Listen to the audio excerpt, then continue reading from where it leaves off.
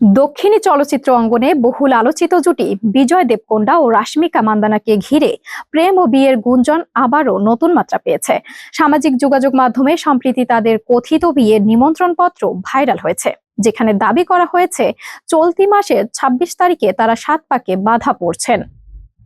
ফাঁস হওয়া কার্ডে উল্লেখ রয়েছে আগামী ২৬ ফেব্রুয়ারি উদয়পুরের একটি ঐতিহাসিক প্রাসাদে বসবে বিয়ের আসর। রাজকীয় ঐতিহ্য আর নান্দনিক সৌন্দর্যের জন্য পরিচিত এই শহরে পারিবারিক সদস্য ও ঘনিষ্ঠজনদের উপস্থিতিতে একান্ত ব্যক্তিগত পরিসরে আয়োজনটি সম্পন্ন হওয়ার কথা বলা হয়েছে। তবে বিষয়টির সত্যতা নিয়ে এখনো কোনো আনুষ্ঠানিক নিশ্চয়তা মেলেনি। এছাড়াও শোনা যাচ্ছে বিয়ের পর আগামী ৪ মার্চ হায়দ্রাবাদের কৃষ্ণা বাঞ্জারা হিলস এলাকায় একটি প্রীতিভোজের আয়োজন করা হতে পারে। এদিকে সম্প্রতি হায়দ্রাবাদ বিমানবন্দরে দুজনকে আলাদাভাবে দেখা যাওয়ার জল্পনা আরো জোরদার হয়েছে। অনেকের ধারণা হয়তো গোপন কোনো গন্তব্যে বিয়ের প্রস্তুতির অংশ হিসেবেই তাদের এই যাত্রা।